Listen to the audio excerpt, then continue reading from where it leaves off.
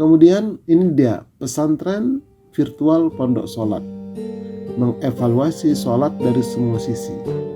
Nah, ada tahapan-tahapannya sudah. Tingkat dasar sudah kita lewati beberapa kali pertemuan. Tingkat lanjutan juga sudah. Nah, sekarang kita masuk tingkat pemantapan pertama. Tingkat pemantapan pertama. Nanti ada tingkat pemantapan kedua dan seterusnya. Dan saya juga sudah ada buku panduannya ini, yaitu tentang menerjemahkan bacaan sholat ini kata per kata. Ini kurang lebih ya ada 300 sampai 350 halaman. Tape ya. Nah, bisa kalau mau pesan boleh, silakan japri di nomor di kolom deskripsi ya, silakan kalau mau, atau di running text ada juga nomor, atau di sini ada juga itu nomor, silakan. Nah, moto dia, perbaiki sholatmu maka Allah pasti akan memperbaiki keadaanmu dunia dan akhirat. Ini moto yang harus kita tanamkan di dalam diri kita, sehingga kita termotivasi untuk senantiasa memperbaiki sholat kita, baik secara zahir maupun secara batin. Terus kita mengkaji seperti lewat Zoom ini atau lewat channel ini, agar nanti Allah memperbaiki keadaan kita di dunia sampai di akhirat. Nah, akhirat itu dimulai dari sakaratul maut sampai ke alam barzah, terus ke sana. Ada 13 alam persinggahan yang kita lewati itu. Kalau mau itu baik semua, yuk mari kita perbaiki sholat kita, insya Allah. Baik, bagaimanakah sifat sholat Nabi itu? Di sini dia perbaikan sholat itu. Kita harus merujuk ya kepada Nabi Sallallahu Alaihi Wasallam. Karena wasallu kama ra'aitumuni usolli, sholatlah kalian sebagaimana kalian melihat aku sholat. Yang melihat siapa? Sahabat ketika itu. Lalu diamalkan, diabadikan menjadi hadis sampai kepada kita. Itu yang kita ikuti. Baik ya, sudah benarkah sholatku? Kita harus berani menanya kepada diri. Jangan-jangan sholatku selama ini tidak diterima oleh Allah. Dari mana kita tahu? Karena tidak sesuai dengan tuntunan dari Rasulullah SAW. Hadis yang sampai kepada kita lewat guru-guru kita. Tuh, makanya kita harus betul-betul ini bertanya pada diri kita terutama. Nah, karena ada orang yang disuruh oleh Nabi untuk mengulangi sholatnya karena sholatnya belum benar di zaman Nabi ini. Mari kita lihat hadisnya. An Abi Hurairah anna Rasulullah sallallahu alaihi wasallam dakhala al-masjid fa dakhala rajulun fa shalla fa sallama ala Nabi sallallahu alaihi wasallam faradda wa qala irji' fa shalli fa innaka lam tusalli faraja'a yusalli kama shalla thumma ja'a fa sallama ala Nabi sallallahu alaihi wasallam fa qala irji' fa shalli fa innaka lam tusalli thalathan. Artinya dari Abu Hurairah, semoga Allah meridainya, bahwa Rasulullah SAW masuk ke masjid. Masuk ke masjid dalam sebuah riwayat Masjid Nabawi. Ya, Nabi masuk ke masjid, tahiyatul masjid, Nabi pun duduk. Waktu sholat belum masuk. Kemudian ada seorang laki-laki masuk ke masjid juga. Seorang laki-laki masuk ke masjid juga, sahabat tapi bukan sahabat senior ya. Kemudian setelah dia sholat sunnah tahiyatul masjid, dia mengucapkan salam kepada Nabi. Nah, mengucapkan salam, begitu salaman. Setelah itu Nabi menegur dia. Ya, beliau menjawab salam kepadanya. Lalu Nabi berkata, kembalilah dan ulangi sholatmu karena kamu belum sholat. Ayo ulangi sholatmu, kata Nabi. Maka orang itu pun mengulangi sholatnya seperti yang dilakukannya pertama tadi. Nah, setelah itu lalu datang menghadap Nabi memberi salam. Ya. Kemudian Nabi pun kembali berkata, kembalilah engkau dan ulangi salatmu karena kamu belum sholat. Nah, beliau menceritakan itu sampai 3 kali. Ini hadis riwayat Imam Bukhari. Artinya apa? Di sana ada gerakan-gerakan yang Nabi lihat, gerakan itu ya belum sesuai apa yang diajarkan oleh Rasulullah sallallahu alaihi wasallam. Nah, kemudian Nabi mengajari. Nah, mengajarinya begini dan sahabat menyaksikan. Nah, lalu diamalkan, barulah Nabi diam. Nah, ini artinya apa? Di zaman Nabi banyak orang yang sebetulnya mereka itu belum sholat. Nabi suruh ulangi, akhirnya Nabi ajarkan. Nah, ini yang harus kita renungkan kepada diri kita. Jangan-jangan kita pun seperti itu. Baik ya. Karena kebanyakan dari kaum muslimin itu maaf sholatnya itu hanya sekedar mengulang-ulang bacaan, hanya sekedar mengulang-ulang kebiasaan, tidak pernah serius belajar tentang sholat. Dan tidak pernah kita setor bacaan sholat kepada ustadz, setor gerakan sholat kepada ustadz, belum lagi nanti kepada batinnya, batin dari sholat itu. Jadi ini yang harus kita renungkan untuk kita semua, termasuk saya dan keluarga saya. Taib, sholat itu merupakan perkara yang sangat penting. Ini harus kita camkan juga. Sholat itu merupakan perkara yang sangat penting dari semua hal. Dari semua hal yang ada di muka bumi ini. Sholat itulah perkara yang sangat penting karena satu, merupakan salah satu rukun Islam yang 5. Tiang bahkan rukun Islam, rukun. Kalau kurang rukun satu ini, tidak dikatakan orang Islam orang tersebut. Salah satu rukun ya. Nah, kemudian karena sholat itu sebagai tiangnya agama.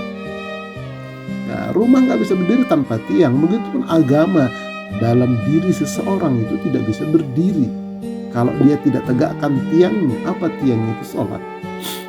Nah, tiang pun nanti ada tiang kayu yang murahan, ada tiang bambu yang rapuh, ada juga nanti tiang tembok yang pakai besi ulir. Begitu masing-masing. Tergantung kitanya nanti kualitas sholat kita. Kemudian sholat itu adalah pokok pangkal semua kebaikan. Kalau mau baik kita dunia akhirat, perbaiki sholat kita. Itu pokok pangkalnya di sholat. Tapi Ustaz dia bersolat kok nggak baik, itu berarti sholatnya belum benar. Itu udah pasti.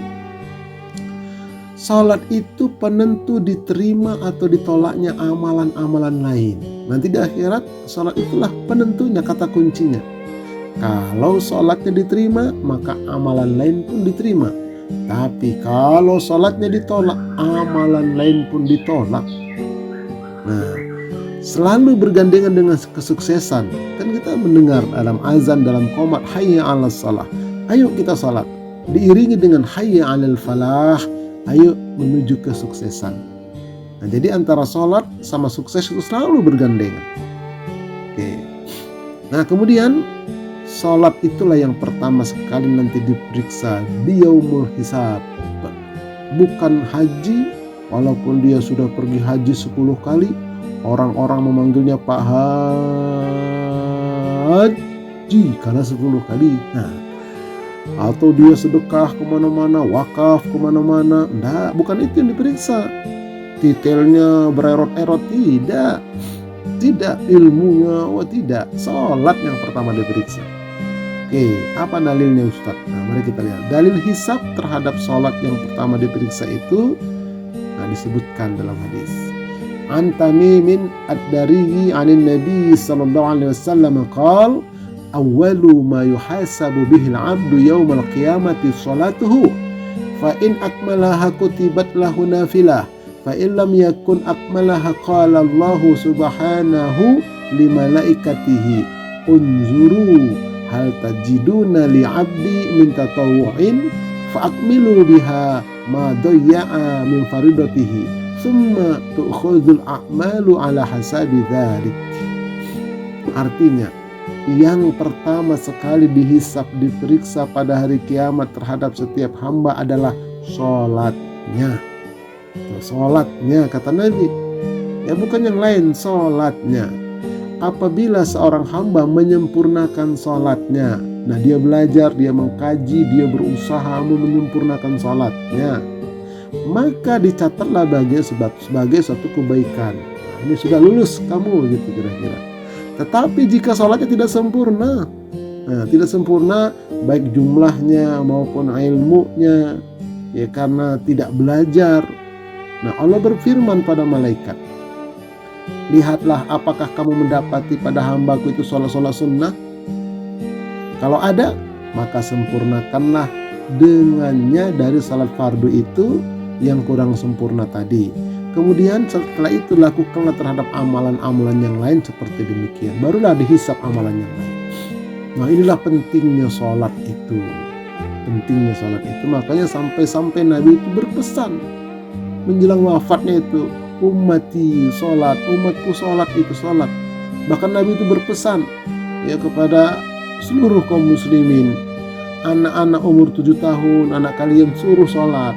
Umur 10 tahun kalau nggak mau, pukul dia agak lebih keras perintahnya. Sampai begitu. Itu pentingnya sholat ini. Oke, tapi ya, jadi oleh karena itu ini harus kita bentuk dalam frame of thinking kita, bentuk dalam kalbu dan jiwa kita itu betapa pentingnya sholat ini. Karena pertama kali diperiksa. Baik. Secara kualitas, sholat itu bisa dikelompokkan menjadi 2 bagian. Yang A adalah sholat yang sahun. Nah, sholat yang tidak diterima oleh Allah. Kalau sampai mati dia tidak berusaha memperbaiki, nggak mau belajar, nah pelakunya akan mendapat kecelakaan. Celakalah dia. Nah, sholat terus, tapi nggak pernah dia berusaha untuk memperbaiki sholatnya. Nggak mau dia ikut pengajian. Nah, kita bukakan kesempatan ini. Kadang-kadang cuek saja, terserah. Yang penting saya sampaikan. Nah, ini dalilnya. A'udzubillahi minasyaitonirrajim. Fawailul lil musallin alladzina hum an salatihim sahun. Artinya, maka kecelakaan bagi orang-orang yang sholat, yaitu orang yang sahun terhadap sholatnya. Sahun sholatnya. Ini surah Al-Ma'un ayat 4 dan ayat 5. Apa sahun itu, Ustaz? Ini akan kita lihat dulu. Ya, sahun itu apa, Ustaz? Nih, ciri-ciri sholat yang sahun itu artinya lalai, melalaikan. Nah, melalaikan dalam hal apa saja? Ya, banyak, ada beberapa hal yang dia lalaikan, nggak dia pelajari, nggak dia perbaiki. Ada ciri-cirinya. Ya, pertama itu tentang kacau pikiran ketika sholat. Sholat jalan, pikiran melayang kemana-mana. Ya, johirnya sholat, batinnya ngayap. Nah, itu salah satu ciri sahun ya. Masih banyak yang lain-lain. Mari kita lihat. Nih, 1, menyia-nyiakan sholat, anggap remeh terhadap sholat, masa bodoh ting terhadap sholat. Nah, disebutkan dalam Al-Quran, fakhalafa min ba'dihim khalfun adha'us shalah wattaba'us syahawati fasawfa yalqauna ghayya. Maka datanglah sesudah mereka pengganti yang jelek, generasi yang jelek, yang menyia-nyiakan sholat dan memperturutkan hawa nafsunya, maka mereka kelak akan menemui kesesatan. Nah, ini jadi di zaman Nabi itulah generasi yang terbaik, karena Nabi langsung gurunya. Setelah Nabi wafat, baru zaman para sahabat-sahabat senior. Setelah para sahabat senior wafat, maka zaman para ulama, imam mazhab yang 4. Terus ke belakang makin jelek. Makanya kata Allah, datanglah generasi pengganti yang jelek, yaitu orang yang menyia-nyiakan sholat. Nah, ini kalau kita lihatlah di kota-kota besar, ya, di kota-kota besar seperti Jakarta, Medan, Surabaya atau yang lainnya, itu ketika maghrib macet di jalanan. Pulang kerja alasan mereka. Tuh, sampai di rumah nanti bisa jam 9, setengah 10. Di mana mereka sholat maghrib? Dan itu cuek aja. Hari Jumat pun macet di jalanan. Di mana sholat Jumatnya? Ini yang terjadi. Ya. Mereka orang yang tidak pakai otak, kata Allah. Orang yang menyia-nyiakan sholat itu. Wa idza nadaitum ila shalah ittakhadhuha huzuwan wa la'iba dzalika bi annahum qaumul la ya'qilun. Dan apabila kamu menyuruh mereka untuk mengerjakan salat, dikumandangkan azan, aja ayo salat, Mereka menjadikannya buah ejekan dan permainan. Yang demikian itu adalah karena mereka benar-benar kaum yang tidak menggunakan akal, nggak pakai otak, kata Allah. Nah itu tadi di jalanan, azan udah waktunya sholat, nggak sholat, dan tiap hari. Ini makanya yang kerja kantoran ini kalau bisa ya udah nunggu maghrib dulu lah di kantornya itu. Udah selesai maghrib baru pulang. Kalau isya kan panjang waktunya. Kalau maghrib itu tuh, Jumat pun begitu. Ini sudah waktu Jumat, salat Jumat cari masjid terdekat di kantor itu. Setelah itu barulah aktivitas yang lain. Berkah hidup. Ini peraturan dari kantor saya, Ustadz. Bisa dimusyawarahkan. Dekatin pimpinan kantor. Insya Allah keberkahan. Karena yang kerja di kantor itu bukan robot, manusia, apalagi orang muslim. Nah kalau jiwanya bagus, jiwanya tenang dia dengan sholat itu, enak itu kerja di situ, keberkahan yang Allah berikan. Nah jadi hati-hati, jangan sampai kita termasuk orang yang tidak punya otak seperti itu. Na'udzubillahi min dzalik. Oke, ancaman akan dimasukkan ke dalam neraka sakor orang yang sampai mati nggak sholat. Akunya Islam. Masalakakum fi saqar? Qalu lam naku minal musallin. Jadi malaikat bertanya, apa yang memasukkan kamu semua ini ke dalam neraka sakor? Mereka menjawab, kami dahulu termasuk orang-orang yang tidak mengerjakan sholat. Lam nakul minal musallin. Kami tidak termasuk orang-orang mengerjakan sholat. Enggak pernah sholat kami. Kalaupun sholat belentang-belentung, enggak serius kami sholat. Nah inilah surah Al-Mudaththir. Ini Allah ceritakan seperti ini. Padahal kiamat belum terjadi, kiamatnya kita ya. Karena udah ada orang yang masuk neraka yang seperti ini. Episode sebelum alam semesta kita ini. Jadi kalau kita nanti mengkaji hakikatnya, alam semesta yang kita hidup ini nggak tahu sudah episode keberapa.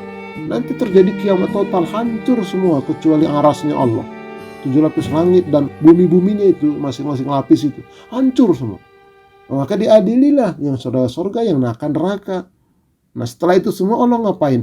Allah ciptakan lagi episode alam semesta yang baru lagi. Kita ini nggak tahu episode yang keberapa. Makanya sudah ada surga neraka untuk episode sebelum kita diceritakan lah seperti itu. Nah terserah kita, kembali kepada kita mau termasuk yang mereka ini atau tidak. Kalau kita bertobat, kita belajar, kita ngamalkan, nggak termasuk kita. Tapi kalau nggak mau, nah ini tunggu tanggal mainnya. Nah itu saja sebetulnya.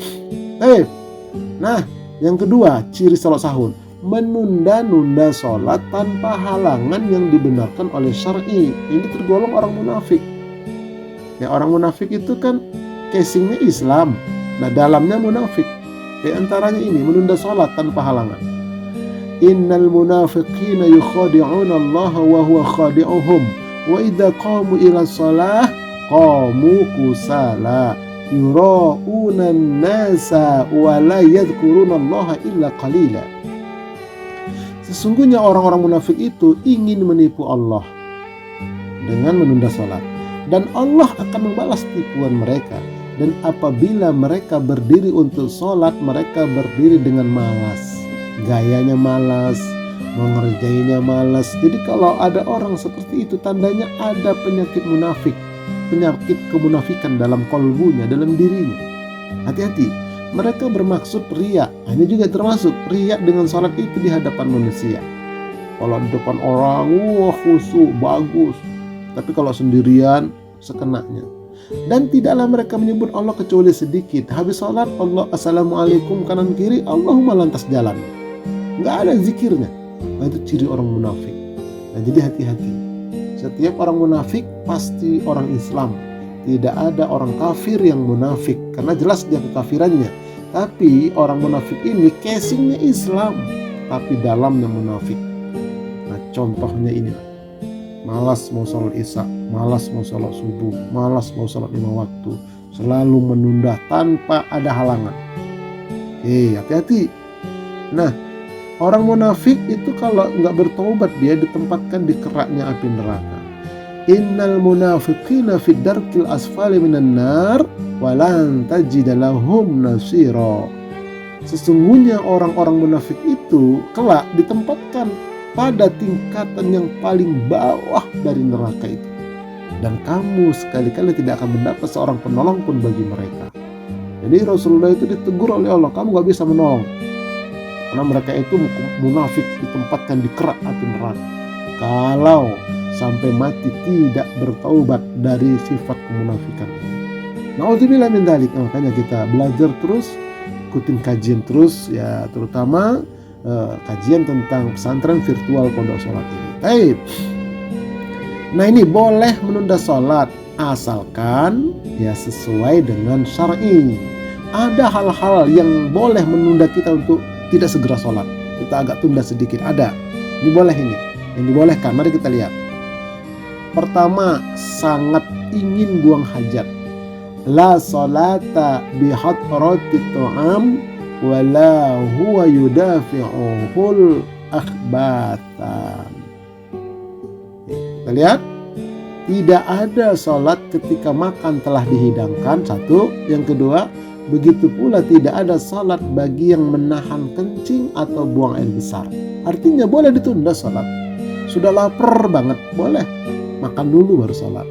Pengen buang hajat, nah justru kalau kita ini misalnya ada orang menjaga wudhu dari maghrib ke isya, sedikit lagi masuk waktu isya, dia pengen kencing, dia pengen buang air, pengen kentut, aduh tangguh sholat, itu nggak boleh, batalkan dulu. Wah, masuk kamar mandi ternyata mulas dia, sudah azan, selesaikan dulu. Sudah tenang, sudah ini baru, udah terlambat sholat berjamaah, nggak apa-apa. Nah, karena syar'i. Kan itu jarang-jarang, nggak mungkin setiap setiap azan berkumandang dia buang hajat, setiap azan berkumandang dia mules, nggak begitu, itu jarang-jarang itu. Setiap azan dia lapar, nggak. Nah ini hati tadi sangat lapar. An Anas ibn Malik anna Rasulullah sallallahu alaihi wasallam qala idza qaddima al-'asha fabda'u bihi qabla an tusallu salatal maghribi wa la taj'alu an asyaikum. Maka jika makan malam telah tersajikan, nih makan malam misalnya belum puasa nih, maghrib, masa malam, atau makan habis isya atau sebelum isya misalnya, maka dahulukanlah makan malam tersebut terlebih dahulu sebelumnya kamu sholat maghrib. Nah jadi sebelum maghrib boleh makan dulu, sebelum sholat isya kalau memang lapar banget boleh makan. Begitupun sholat yang lain. Dan tak perlu tergesa-gesa dengan menyantap makanan kalian. Waduh cepat nih, ayo terburu, nggak boleh. Santai standar. Ya santai standar. Jangan pula dilama-lamakan. Akhirnya habis waktu sholat, bukan, nggak boleh. Ya sekedar santai biasa lah. Sekedar masuk dia tenang. Ini. Jadi ini ada alangan syar'i. Ya atau yang lain-lain, misalnya seorang dokter sedang mengoperasi seorang ibu mau melahirkan. Sedang berjalan operasi, azan maghrib atau azan isya atau azan zuhur misalnya, atau azan asar umpamanya, sedang berjalan operasi, itu boleh dokter menunda dulu sholatnya, teruskan operasinya.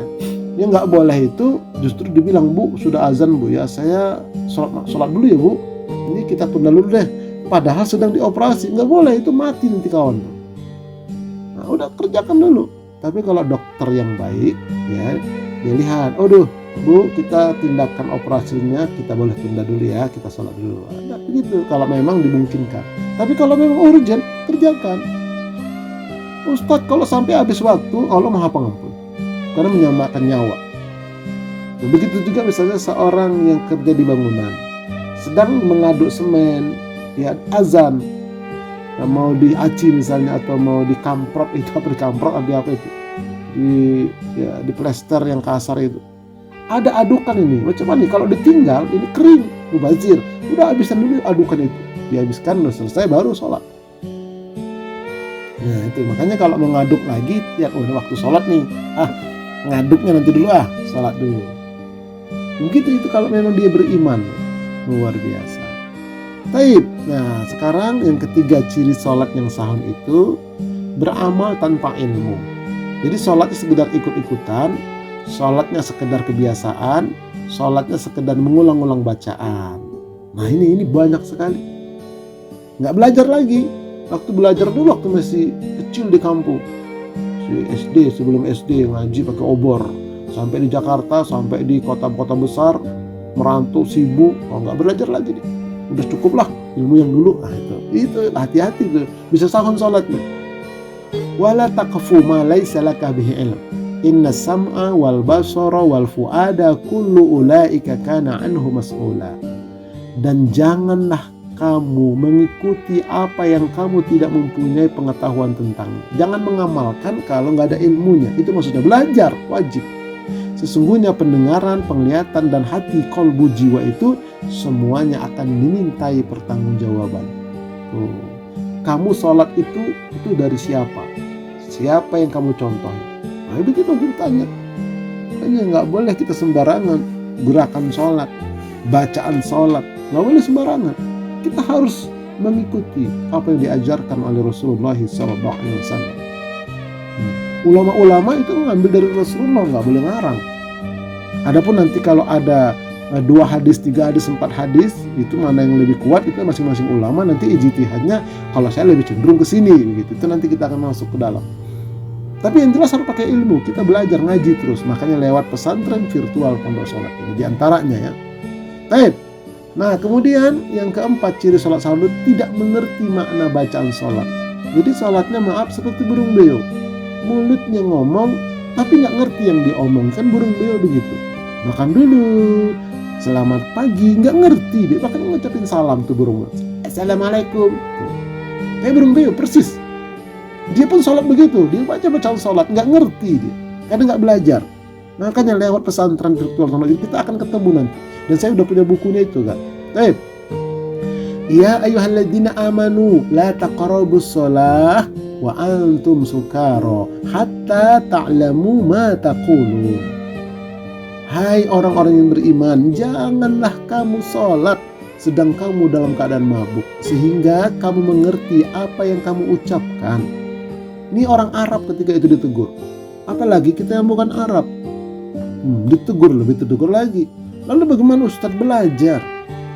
Kalau saya nggak bisa, pokoknya belajar. Yang Allah lihat itu mau belajarnya apa enggak, bukan hasil akhirnya. Hasil akhirnya yang menilai Allah.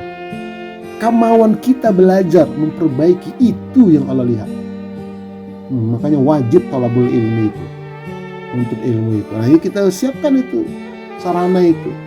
Nah, saya buatkan pesantren virtual Pondok Sholat ini untuk kita, ya, memperbaiki sholat kita, insya Allah.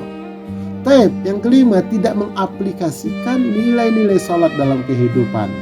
Ada orang bilang namanya STMJ, S-nya sholat, T-nya terus, M-nya maksiat, J-nya jalan. Jadi ada orang sholat terus tapi maksiat jalan terus, itu ditolak. Sahun tuh sholat. Nah, makanya kata Allah, utlu ma uhiya ilaika minal kitab wa aqimis sholah innas sholata tanha 'anil fahsya'i wal munkar wa la dzikrullahi akbar wallahu ya'lamu ma tasna'un. Bacalah apa yang telah diwahyukan kepadamu, yaitu Al-Quran, dan dirikanlah salat. Sesungguhnya salat itu mencegah dari perbuatan fahsya, penyelewengan seksual, dan munkar, pelanggaran syariat. Dan sesungguhnya mengingat Allah dengan salat adalah lebih besar keutamaannya dari ibadah-ibadah yang lain. Dan Allah mengetahui apa yang kamu kerjakan. Nah, kamu memperbaiki salat kamu enggak? Nah, begitu Allah tahu itu. Ada enggak niatan kamu, action kamu untuk memperbaiki salat? Allah tahu itu. Makanya sekali lagi kita siapkan ini. Ya, kita siapkan kesempatan ini, ya, untuk memperbaiki salat kita. Nah, jadi salat itu yang betul-betul diterima, yang bisa mencegah fahsya dan munkar. Kalau fahsya itu segala macam bentuk penyelewengan seksual, itu fahsya. Pornografi, porno aksi, selingkuh dan sebagainya, pamer aurat, itu fahsya. Kalau munkar, segala macam bentuk pelanggaran syariat, pelanggaran agama. Ya, apa saja, korupsi, manipulasi, kolusi, memfitnah, membunuh, semua pelanggaran syariat itu namanya munkar. Rajin sholat tapi masih rajin fahsya, rajin munkar, itu percuma sholatnya kalau nggak taubat dia. Nah, ini ciri sholat yang sahun itu. Ya, ada orang rajin sholat kan pas Ustaz, balance katanya, nggak bisa itu. bukan begitu, karena ini perintah Allah, ini firman Allah. Yang diterima itu yang bisa mencegah. Kalau nggak bisa mencegah, ya udah sahun dia. Makanya kita harus berusaha terus. Taib. Nah, yang keenam, imam sholat yang dibenci makmumnya, istri yang durhaka pada suami, suami yang zalim kepada istri, dua yang bermusuhan. Tuh. An Ibni Abbasin an Rasulillah sallallahu alaihi wasallam qol, salasatun la tartafi'u salatuhum fawqa ru'usihim sibron. Rajulun amma qauman wa hum lahu karihun wa imra'atun batat wa zawjuha 'alaiha sakhitun wa akhwani mutasariman. Artinya, terdapat 3 kelompok yang sholatnya tidak terangkat meskipun hanya sejengkal dari atas kepalanya, tidak diterima oleh Allah sholatnya. 3 golongan. Ketiga golongan tersebut, pertama, orang yang mengimami sebuah kaum, ya, atau kamu, akan tetapi kaum itu membencinya. Ini hati-hati, imam yang dibenci oleh jamaah, entah karena bacaannya nggak beres, karena dia merasa berkuasa, merasa lebih tua, jamaah nggak suka sebetulnya. Nah, itu nggak diterima sholat imam itu. Atau imam yang nggak punya ilmu tapi ngotot mau jadi imam, dan seterusnya lah. Atau imam yang kelakuannya nggak jelas, menyimpang, tapi tetap dia jadi imam. Orang kalau jadi imam itu orang nggak suka. Nah, itu imam sholat itu nggak diterima. Hati-hati kita sebagai imam. Tengok di diri kita, introspeksi, tanya orang-orang sekitar. Nah, itu betul-betul harus. Nah, itulah makanya kebanyakan masjid itu nggak makmur, karena itu salah satunya di antaranya itu. Para jamaah itu sebetulnya nggak suka sama imam itu, tapi karena dia itu merasa masjid dia, merasa itu musola dia, main maju aja. Nah, itu yang terjadi, itu nggak diterima sholatnya, kata Nabi. Yang kedua, istri yang tidur sementara suami sedang marah kepadanya, atau sebaliknya. Nah, ini juga hati-hati, gitu. Percuma sholatnya. Yang ketiga, 2 saudara yang saling mendiamkan, memutuskan hubungan. Nggak omongan dia sesama muslim, ya, tidak omongan sesama muslim, nggak jelas alasannya. Nah, itu juga termasuk yang diterima sholatnya. Nah, jadi hati-hati gitu. Nah, kalau nggak taubat ya, tapi kalau dia bertobat, memperbaiki diri, saya baru tahunya, perbaikilah. Allah akan maha pengampun lagi maha penyayang. Taib. Nah, kemudian yang ketujuh, pencuri di dalam sholat. Nah, nanti tidak tumakninah, sholatnya nggak diterima. An Abdullah bin Abi Qatadah an abihi qala Rasulullah sallallahu alaihi wasallam aswa'un nasi sariqatan alladhi yasriqu min salatihi. Qalu ya Rasulullah wa kaifa yasriqu min salatihi? Qala la yutimmu ruku'ahu wa la sujudahu aw qala la yuqimu sulbahu fi ruku'i wa sujud. Manusia paling buruk pencuriannya, kata Nabi, adalah orang yang mencuri dari sholat. Jadi maling yang paling jelek itu maling yang terjadi pada sholat, itu maksudnya. Para sahabat bertanya, bagaimana ia mencuri dalam sholatnya itu ya Rasulullah? Beliau pun menjawab, dia tidak menyempurnakan rukuknya dan tidak menyempurnakan sujudnya. Atau beliau bersabda, dia tidak meluruskan punggungnya saat rukuk dan tidak meluruskan atau tidak meletakkan sendi-sendinya ketika sujud, tidak ada tumakninah. Nah, hati-hati, orang ruku Allahu Akbar, belum nyampe ruku sudah sami Allahu liman hamidah, belum tegak sudah sujud Allahu Akbar, nggak ada tumakninah. Nah, itu nggak diterima, ditolak. Itu pencuri dia. Nah, ini yang perlu kita renungkan. Makanya nanti kita akan kaji di situ, ya. Jadi nanti itu kita akan mengkaji itu tentang ketika dalam sholat itu. Baik ya, ini perlu kita renungkan untuk kita perbaiki. Kita perbaiki, insya Allah. Yang penting kita ada niatan, ada action, kita betul-betul istiqomah, kita ikutin terus. Insya Allah, miliki bukunya boleh. Atau undang saya, kita betul-betul nanti buat tatap muka, silahkan. Nah, saya punya materi-materinya, metodenya, bikin kita seharian misalnya latihannya untuk membuka wawasan tentunya ya. Tapi yang ke-8, tidak sempurna ruku dan sujudnya. Ini lanjut yang tadi. An Abi Hurairah qala Qala Rasulullah sallallahu alaihi wasallam, la yanzurullahu ila salati rajulin la yuqimu sulbahu baina ruku'ihi wa sujudihi. Allah tidak menilai salat seseorang yang tidak sempurna tulang punggungnya saat ruku dan saat sujud. Nah, makanya hati-hati. Ruku yang benar itu bagaimana, sujud yang benar itu bagaimana. Ada semua hadisnya, ada semua contohnya dari Rasulullah SAW, lengkap semua. Masalahnya, pernah nggak kita mempelajari itu? Lewat channel ini, lewat pesantren virtual ini, kita akan ketemu insya Allah itu semua. Baik. Nah, kemudian peminum khamar, Abdullah bin Umar qala Rasulullah SAW, Rasulullah SAW, man syaribal khamra lam yaqbalillahu lahu salatan arba'ina sabahan fa in taballahu alaih. Barang siapa yang minum khamar, sekali minum khamar, maka salatnya tidak akan diterima selama 40 hari.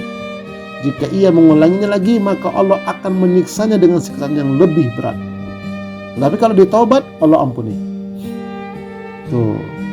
Ini jadi penghinaan khamar itu, ada orang mabuk, sholat, mabuk, sholat, nggak diterima. Sekali mabuk, sekali minum khamar 40 hari, 2 kali 80 hari, begitu terus. Tapi kalau dia taubat, Allah ampuni kesalahannya, dan itu Allah angkat jadi pahala. Dia belajar, dia memperbaiki, itu bagus. Taib. Nah, yang ke-10, orang yang berbuat syirik. An ba'di azwajin Nabi sallallahu alaihi wasallam, anin Nabi sallallahu alaihi wasallam qala, man ata'arrafan fasa'alahu an syai'in lam tuqbal lahu salatun arba'ina lailatan.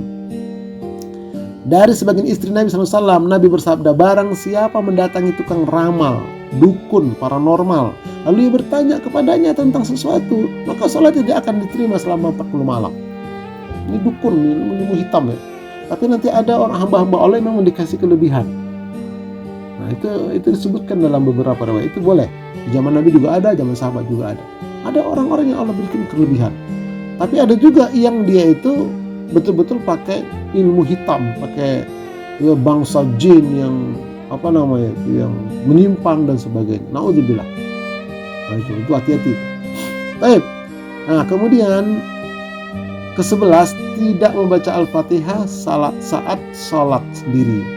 An Uqbah ibni As-Samit anna Rasulullah sallallahu alaihi wasallam qala, la salata liman lam yaqra bi Fatihatil Kitab. Tidak sah salat yang tidak membaca Al-Fatihah. Ini salat sendiri. Kalau salat berjamaah, kalau dia salat zahir, itu nanti ada keterangannya, cukup mendengarkan bacaan imam, mengikuti menyimak. Itu nanti akan kita kaji lebih dalam ya. Baik. Nah, ini kalau sholat sendiri nggak baca Fatihah, nggak sah sholat. Nah, sekarang kita lihat selanjutnya, bagian B adalah tentang sholat khusyuk. Ini kita globalnya aja ya. Nanti detailnya nanti pada pertemuan berikutnya tentunya.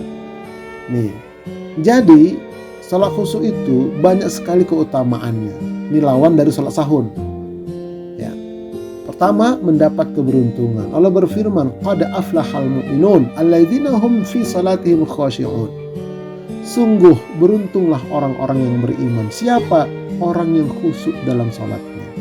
Nah, tentu nanti khusyuk bagaimana itu belum. Ini baru informasi dari Allah. Wah, kalau begitu saya pengen Ustaz jadi orang beruntung. Ya udah, perbaiki salat.